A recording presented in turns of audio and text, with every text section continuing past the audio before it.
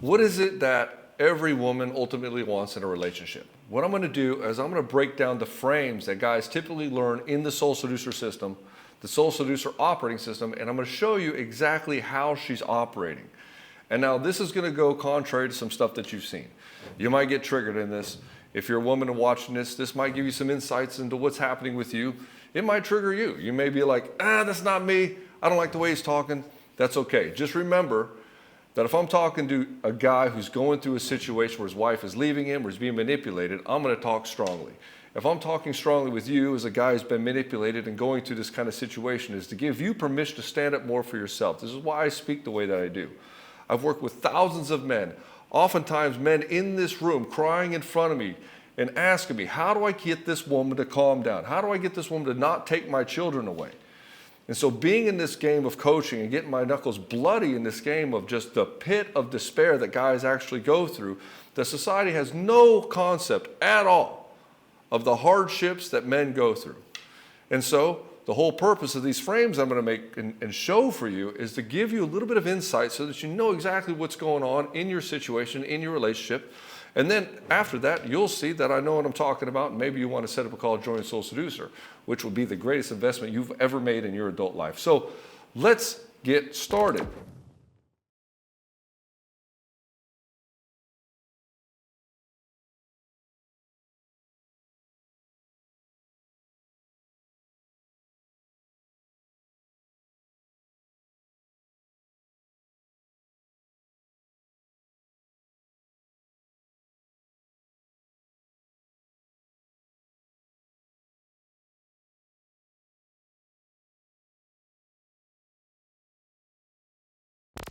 Of all the relationships that I've seen, there's like one prevailing thing that seems to happen. See, men, they chase dreams. They're out there and they chase dreams. For those men who didn't get enough love from their mother or inconsistent love from their mother, and they get like an anxious attachment or maybe an avoidant attachment style, they go after love. They want to find like the one. If they find the one, if they can get this woman, then they're going to finally be free. They'll finally feel validated enough and strong enough to go out there and do some big shit. And so men are ultimately looking for this ultimate freedom. Freedom to do what? Really to be themselves and just to be who they are and to go after what they want. And part of this game of freedom is finding that woman. But that's not really what guys want. Like if you're in a situation like the only thing I want is my wife back, the only thing I want is like to have my soulmate, what will happen is once you find that woman, the next thing you're gonna think about is, cool, how can I get paid more? How can I do some more cool stuff? And so guys are always playing this game of how do I get paid and how do I get laid? And once they get both of these handled, then the next thing of purpose starts to come to fruition. We'll get into the women's frames in just a second. But this is very key and critical, and I'll show you how this ties into her. So the guy's always trying to get either paid or laid. And once he gets both of these going, only then does the next game of purpose start to show up. The problem with this is now that he's going after a purpose, he may look at how he's getting paid and say, I was just in it for the money. This is not fulfilling at all. And so the game of paid now has to be recontextualized into the game of purpose. He may look at his wife and say, this woman cannot go where I need to go. Once this guy gets into this game of self-development, he may look at his woman and say, she has no desire to develop at all. She likes the status quo and she'll sabotage his endeavors. She'll give him a hard time. She'll start to manipulate him. She'll start to shame him or guilt him or anything. He doesn't know what's happening. And so then she has to go. And so what ends up happening is if your marriage is falling apart, your relationship is falling apart, you are in the unique position to recontextualize your life around purpose first. This gives you a foundation with which you can now build your entire life. How you build your business and the kind of women that are in your life. So men are ultimately going towards this sense of purpose. Guys chase dreams. They go and they chase their dreams. That's what men do. And so what happens with the woman? What's she chasing after? She's not necessarily chasing after dreams. What I have found, and from my experience, she's chasing one thing, which is great love. This is the ultimate thing that she wants. Great love. She wants great love. That's all she wants. This is why a woman will cheat on you, because she's like, I can't get great love from this guy. I need it from somebody else. My life is falling apart. Let's say her dad dies, or her mom dies, or her best friend dies, and then she's like, oh no. And she hits her mortality comes in front of her, and she says, something has to shift, something has to change. I'm not having the great love here. My husband doesn't see me, he doesn't hear me, I don't feel connected to him, I don't even find him that attracted. Hell, I'm not even really interested in sex anymore. I could take sex and just throw it out the window, I don't even care, until this guy shows up, and then she's like, oh, I feel connected to him, I feel seen, and I am attracted to him, and all of a sudden her sexuality comes raging back like a furnace, and she asks herself, maybe I just don't love my husband. And then this whole game of guilt and shame, and then recontextualizing her history with him, and going back and saying, yeah, we were never really in love, he was never the guy, and then she goes back and rewrites her entire history in order to justify the position that she's in now, where she is now finding great love with somebody else. Now, with that being said, I'm not talking about personality disorders like narcissism or psychopathy. That's a different game. That's not great love. She wants great control. And so she's always looking for great love.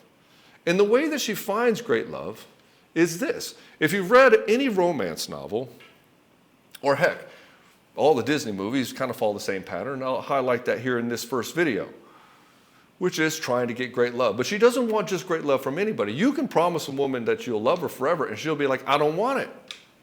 Because she has to first want that guy to want her before she's even open to the conversation of love. It doesn't matter how much you like her, she has to like you first. And this is why we always say genuine attraction. Guys pick a lot of women out, but it's the women ultimately who do the choosing. And so she's looking for the great love, and she's looking for 3 characteristics in this guy. Now, if you read any romance novel, you'll see this as well.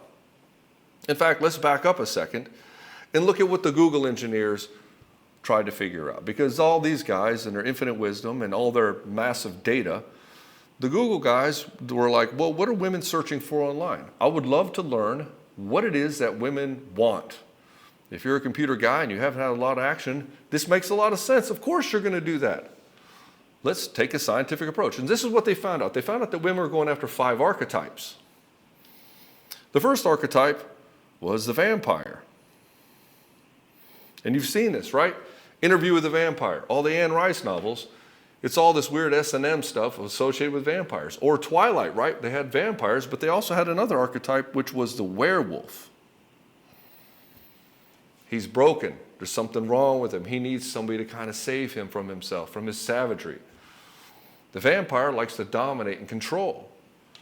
You also have the pirate. Think Pirates of the Caribbean, right? Loose, fast, and free guy who does whatever the fuck he wants. In fact, so does the vampire, and so does the werewolf. The werewolf has intense desires that he cannot control. The vampire is just super powerful and dominant and has this weird sexual air about him. We also have the surgeon. This is the intelligent guy. He's super intelligent, and he's kind of an egomaniac, and he has people's lives in his hands. Think of like shows like Grey's Anatomy and ER. And then also we have the billionaire. The billionaire. Who is the billionaire? The billionaire is Mr. Big in Sex and the City. What was Sex and the City about? Trying to find great love in the city when everything just devolves into this dumb sex debacle. And if you look at all these 5 archetypes that could potentially give her great love, and these are in every romance novel has some form or fashion of this. They're looking for one thing. They're looking for the alpha who is also in love. And also has purpose. Well, I wouldn't say purpose. Let's just say direction. He has direction. Beauty and the Beast, ugly as hell. Lots of power. He's the alpha. He has a kingdom. He has a castle. She wants the alpha who is in love. She doesn't want just any guy. She wants the top guy she can get. And so for whatever reason, this guy, she chases him, she chases him, she chases him, tries to get him, and this is the biggest myth that guys follow, is that you are supposed to pursue women. You are not supposed to pursue women. Women are the pursuers of a relationship when they find the guy that they want.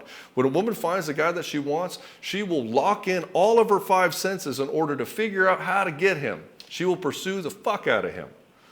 And she's going after the guy that she thinks can take her into the direction of her life that she wants to go, who is also the top guy. She's going to feel like she's trading up. She's never saying, oh, I'm so happy with the shoemaker. No, she's like, I want the prince. I want the top dog. I want to be with the king. When you go over here and you white knight women and you throw yourself at them and you try to sacrifice yourself for this woman, she'll let you die for her, and then she'll go fuck a king. And so this game is the alpha that she's looking for, with the top guy, the alpha. But not just any alpha, he has to be in love with her. And so the fantasy she has in these fantasy novels is there's something very special about her, something different and special about her that makes her unique amongst all the women that he would choose her. If you've ever wondered why you're having a hard time making your wife feel special, it's because you don't have a lineup of women that can actually want to be with you, so you picking her doesn't make her feel special because you don't have that. She's special under the context that other women want you, that for whatever reason, you, this big shot guy, would look at little old her. There's something special about her. And she has some unique quality about her that no other woman has and no other woman can replicate. It's the thing that takes the thorn out of the paw of the alpha. It soothes the tiger. And so he is in love. If he is in love with her, then that means he's locked in with her. But they also forget and neglect to mention that the guy has to have a direction. He's going somewhere. It's not to pursue her. Remember, she's the one that pursues him. He's going somewhere and he has direction in his life and he's doing something. If he's a pirate, maybe he's going after the One Piece. Right? If he's a vampire, maybe he's trying to become a more powerful vampire. If he's a surgeon, he wants to be the best renowned surgeon ever. Maybe he already is. Maybe he's doing more. If he's a billionaire, who else can he take over in the corporate world? And you'll hear about this in these stories, that it's not her that he's pursuing his dreams. And so it's the direction is the third piece of the puzzle. The alpha in love with direction. All the women want this. And why? This guy is dominant as fuck. He can dominate her, but in a way that will make sure that she is safe. And he has direction, and she cannot pull him from his direction because on some level, that direction is more powerful than any kind of love he would have for her. Although he does desire her intensely, so much so that he cannot control himself, and she wants it to wash over her. This is kind of the beginning of some of these rape fantasies for some women. But anyways, that ends this video on the thing that she's looking for more than anything, and it's great love. And if you are not the great love, then she's going to look at her life and say, where can I find this great love? And you don't have to be these crazy dudes. You just have to, the bar isn't high, gentlemen. It's not high at all. And I'm going to show the breakdown of how this works on the other side and the mechanics of this that are subconscious to her that nobody's even talking about, nobody really even understands. And I'm going to break this down for you very neatly, in which we go into even more depth inside of Soul Seducer. So check out the next video, which is going to be located right here.